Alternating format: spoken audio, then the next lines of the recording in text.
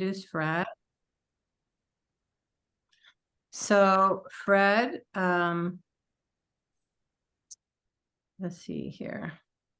I had it, of course, and now I've misplaced it. Oh, goodness. Here we are.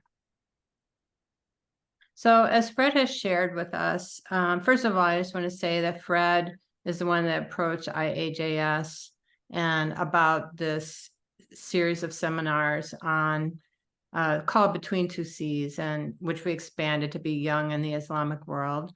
And, you know, it's been wonderful to find out about Fred's deep interest in Islam and Islamic world themes and topics, and again, to work with all of his colleagues as you've been hearing them today.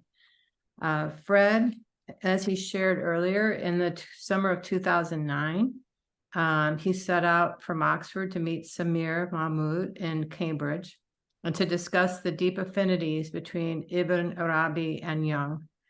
The conversation has continued since then amongst countless disruptions. Fred and Samir made more than one attempt to launch a Jung and Islam research program, but the establishment would have none of it. In 2015, Fred retreated to the West Country, where he wrote his first book, The Cunning Secret of the Wise, a response to the spirit of the times, which was published in 2023. So Fred's talk today is entitled Between the Ablution and the Sacrifice, and we look forward to hearing your presentation, Fred. My wife has switched the central heating on, so I'm just going to take a layer of clothing off. Excuse me while I do a little Richard striptease. Great. Okay, I should begin by explaining that this talk a little bit contrary to the spirit of the conference, because what I'm focusing on is the very problematic aspects of the relationship between Jung and Islam. And I'm wrestling with the problem in this lecture. I will say things sometimes that sound critical of Jung, but believe me, I have the highest regard for Carl Jung, and without him, I literally wouldn't be here now. But he was a human being. He had his shortcomings. So I hope I'm going to get away with this, but if you want to give me my comeuppance in the discussion time, then fair enough. Between the Ablution and the Sacrifice. In the spring of 1951, Jung was afflicted with a liver disorder. The spirit had seized him by the scruff of the neck, and he rapidly wrote the answer to Job. Prior to this upheaval, he had a big dream that he believed had anticipated his most controversial book, and I'll summarize the dream very briefly. He had paid a visit to his long-deceased father, who is now the custodian of a spacious 18th century house in the country. Famous people and princes had also visited the house. Several had died, and their sarcophagi were contained in the crypt. Jung and a colleague, Dr. Y, and his son are in the study. Pastor Jung takes down a Bible bound in fish skin and gives a rapid and extremely erudite exposition of the text. It goes right over their heads. Then Jung and his father are outside a woodshed. They hear loud thuds as if the wood is being flown about. It is a poltergeist. This disruption of the laws of causality indicates a liminal situation, the point of transition to another dimension in which the dream comes to the climax. You probably know this one. They return to the house and the scene changes.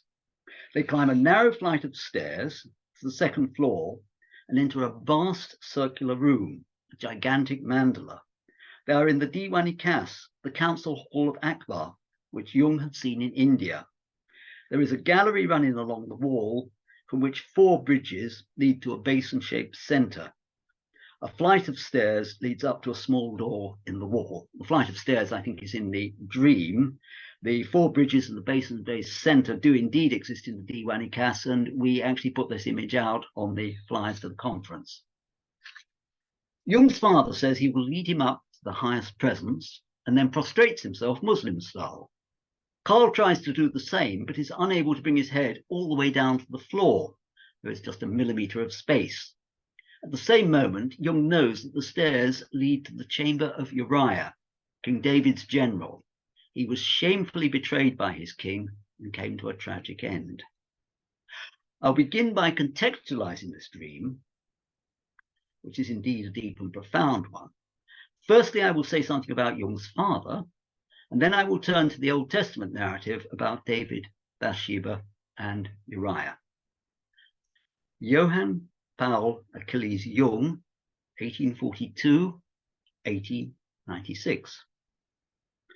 In his commentary on the dream, Jung said that he did not want to imitate his father and bring his head down because he did not want to be a, quote, dumb fish. One has only to look at an extract of his conversations with his father to understand why he reacted like this. And here's a quote from Memories.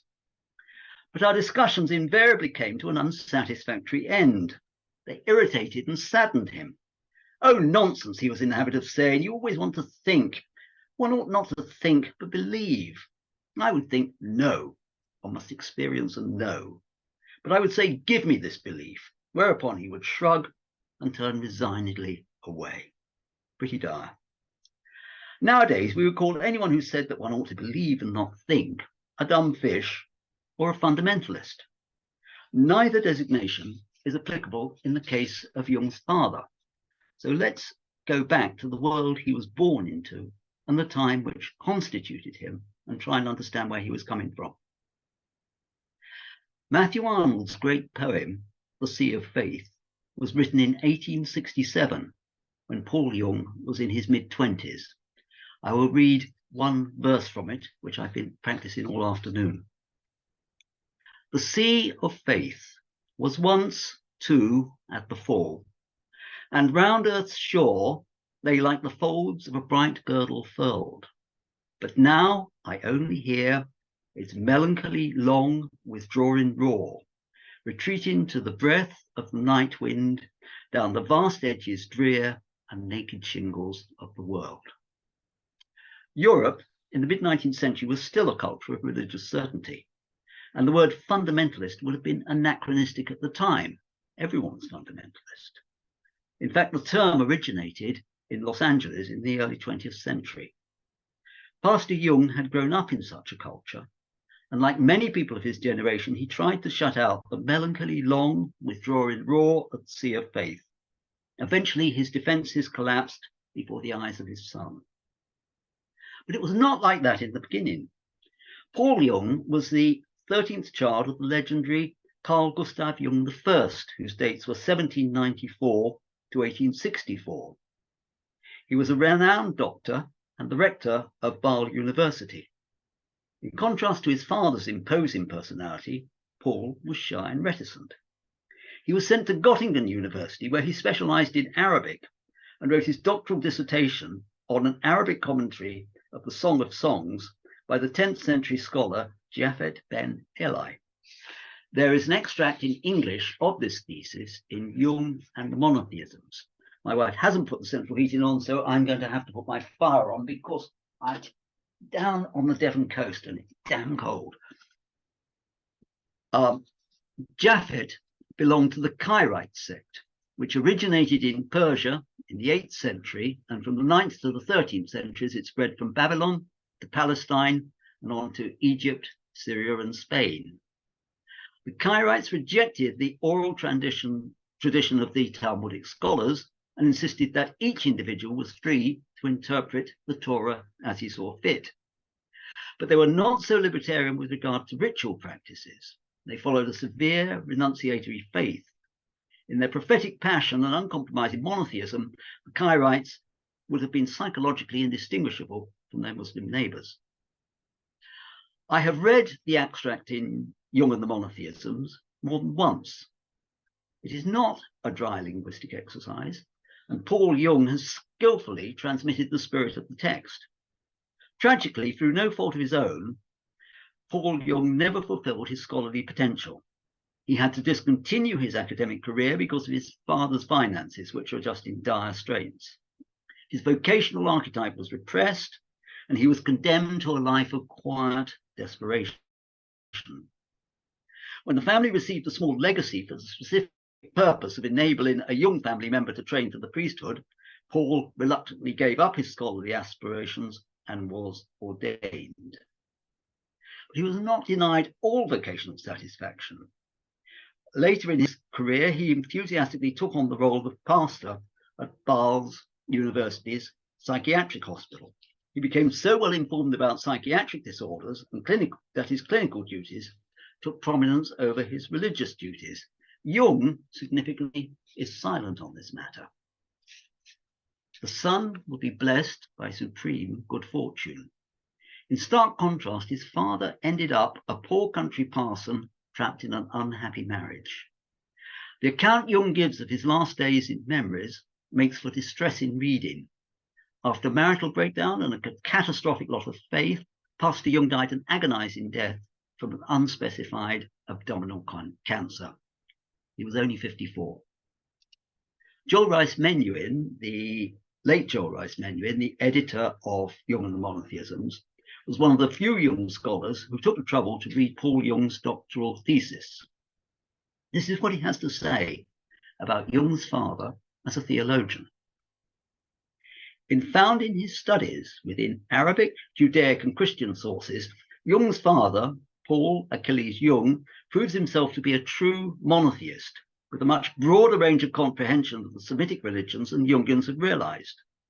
I believe the atmosphere in the household of a Swiss Protestant minister would have been unique in Switzerland at a time when C.G. Jung grew up, and that in this sense, Jung's repeatedly disappointed remarks about his father need to be taken with a grain of salt by contemporary Jungians. Sons often do not appreciate the gifts of their fathers and lack compassion in their descriptions of their fathers.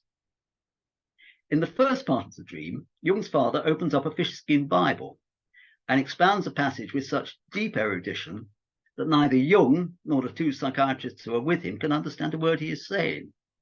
But Jung can see that his father is talking about something extremely important. That was why he was speaking with such intensity. His mind was flooded with profound ideas. I suspect the dream was simply trying to tell Jung something about his father that he never really understood. I'll turn now to Uriah, and the Old Testament narrative about Uriah is in 2 Samuel 11. And the story goes like this. David sees Uriah's wife Bathsheba bathing, and he fancies her rotten. He sends for her, and she ends up pregnant with David's child. Uriah returns from a campaign, and when he eventually sets off on another one, David instructs Joab to put Uriah in the heat of the battle and then fall back. Uriah is abandoned and killed by the enemy.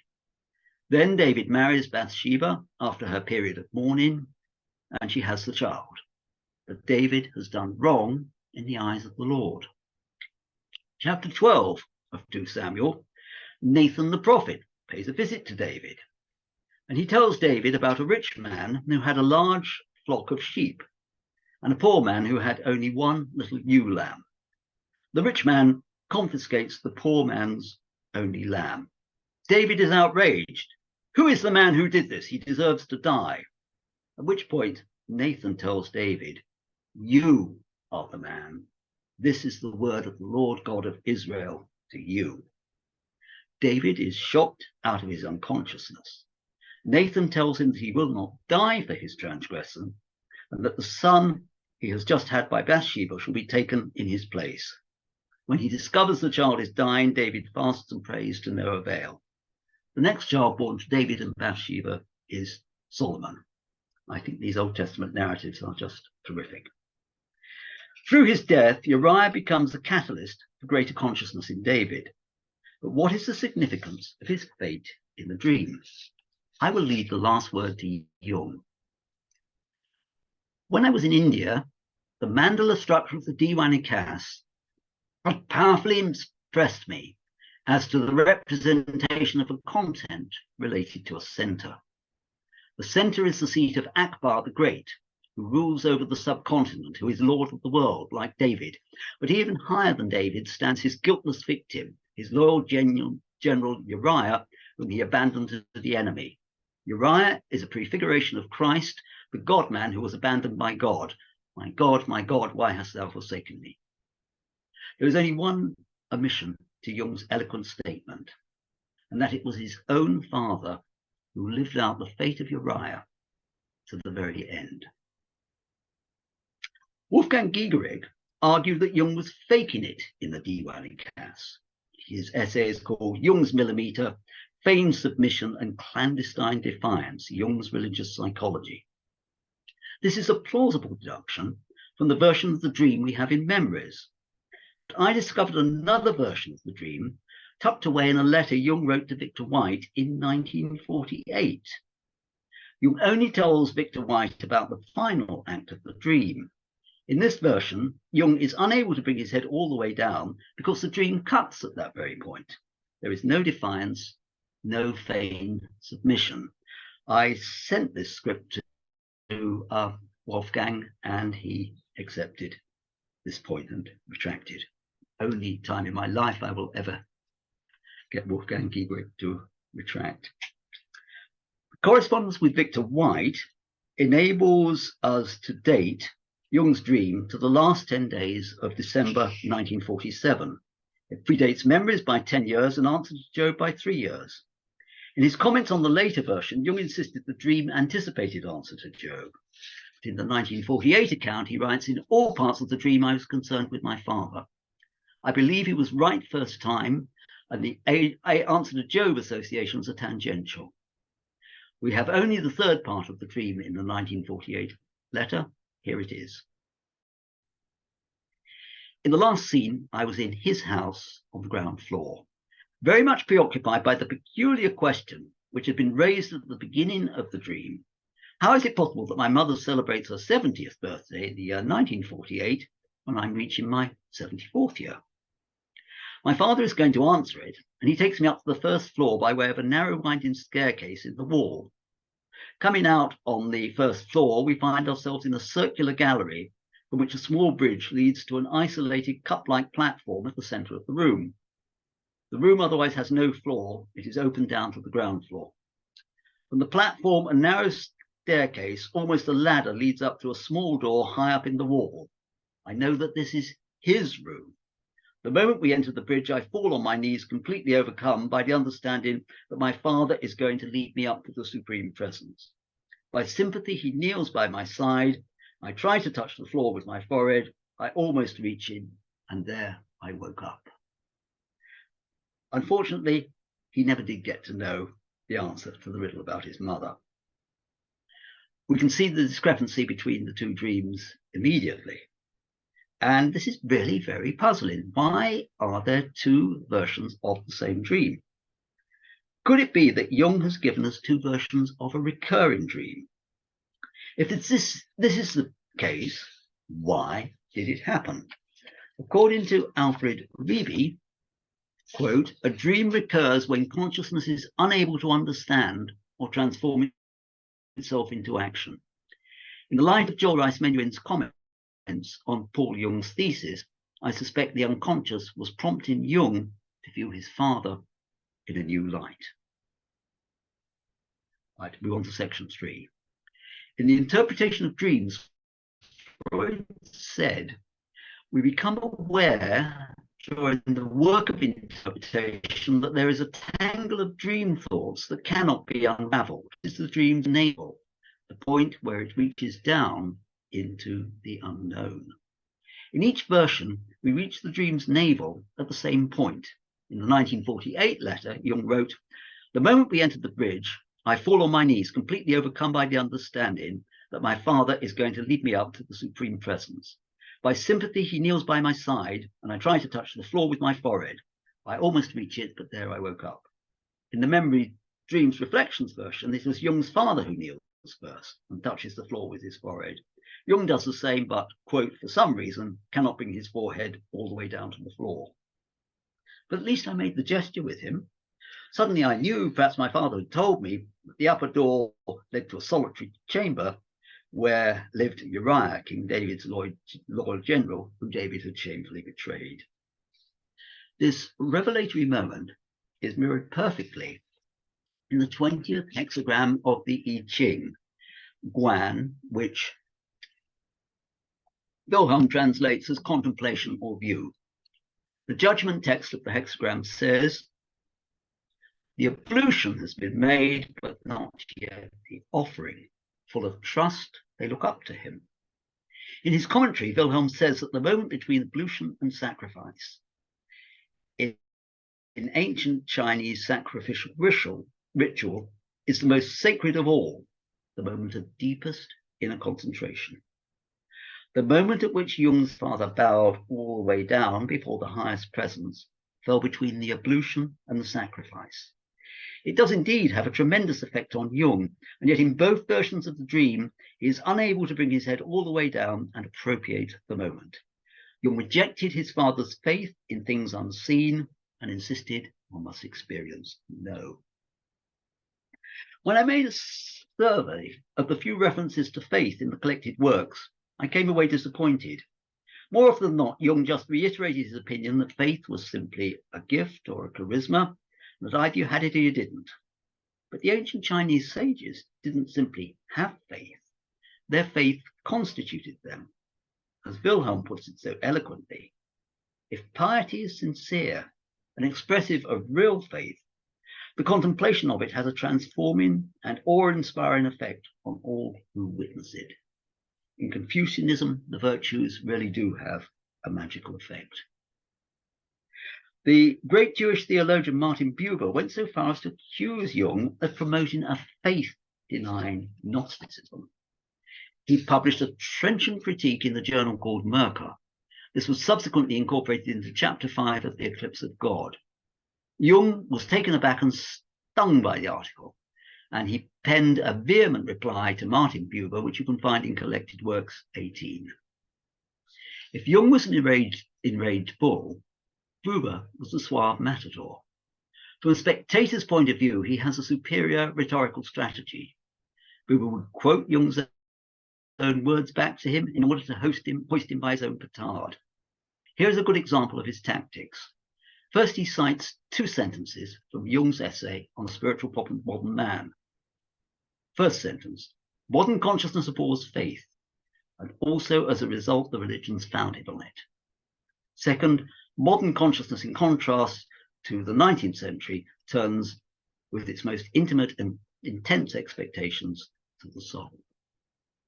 It is evident to any careful reader, says Buber, that Jung identifies himself with modern consciousness that abhors faith and will have nothing to do with the God believed in by the religions. But the modern consciousness wants to have its cake and eat it. Consequently, it turns instead towards the soul as the only sphere in which man can expect to harbour the divine. Now, here comes Buber's punchline.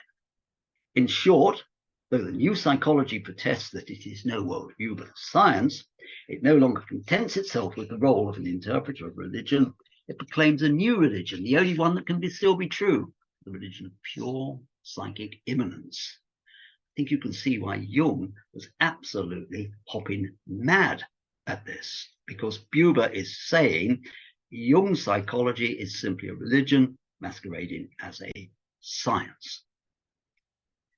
In the following passage from Jung's essay on the relativity of the God concept in Meister Eckhart, he lends credence to Buber's claim.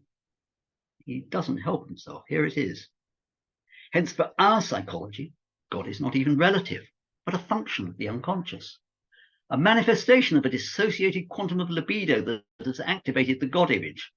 From a metaphysical point of view, of course, God is absolute, existing in himself. This implies his complete detachment from the unconscious, which means psychologically a complete unawareness of the fact that God's action springs from his own inner being. It would be difficult to refute the charge that in this passage, Jung has reduced God and the eternal thou to an autonomous psychic complex, i.e. an impersonal it. In his robust reductionism, Jung has abolished the pathos of distance between God and man in one stroke. This was to have unforeseen consequences. When Paul Jung told his son he would take him up to the highest presence in the Diwani caste, Carl Jung found there was no highest presence to bow down to. It was the elimination of the vertical dimension of transcendence that prompted Buber to launch his attack on Jung's psychology. For Muslims, any loss of the balance between divine immanence and transcendence is theologically unacceptable. This problem is a daunting stumbling block for any dialogue between Jung and Islam, but there may be a way through the impasse. In his combative reply to Martin Buber, Jung makes a significant concession, and I've never heard Jung express himself like this anywhere else before. I will read it out to you slowly. He tells Buber, God has indeed made an inconceivably sublime and mysteriously contradictory image of himself, without the help of man, and implanted it in man's unconscious as an archetypal light.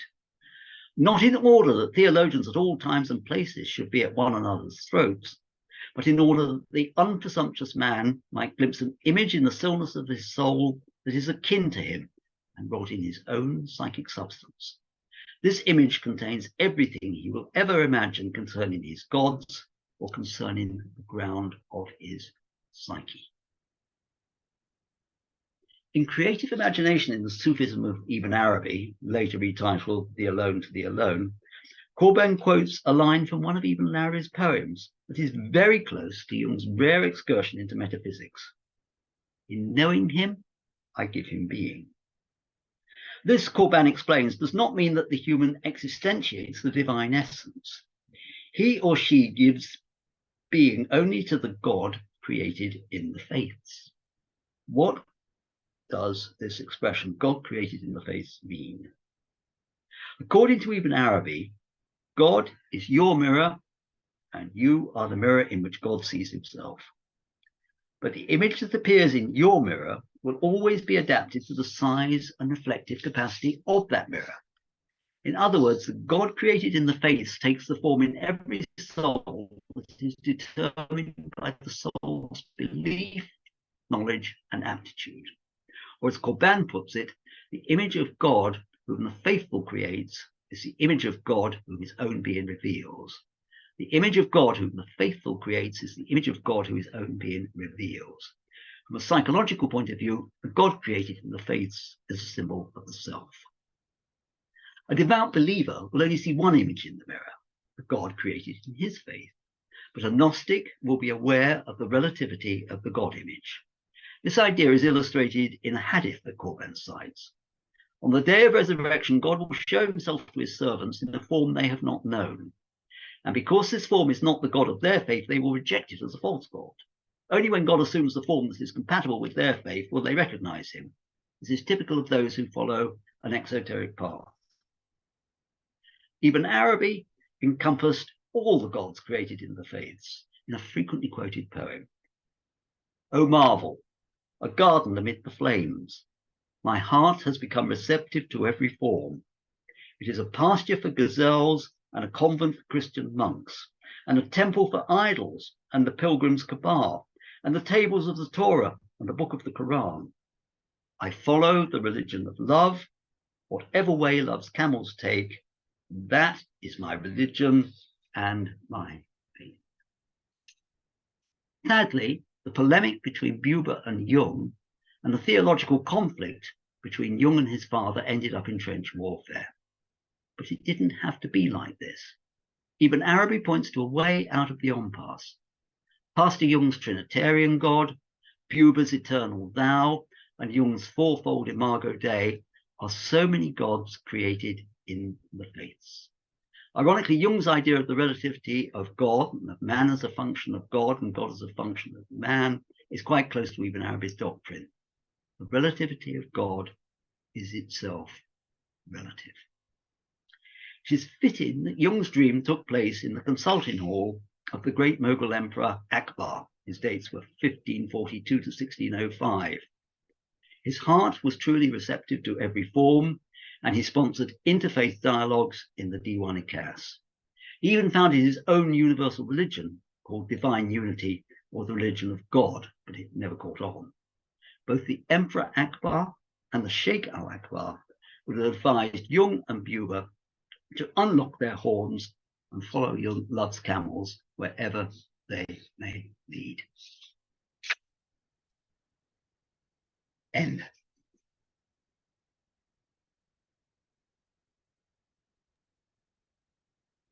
Hmm. Thank you, Fred. Thank you, Fred. Really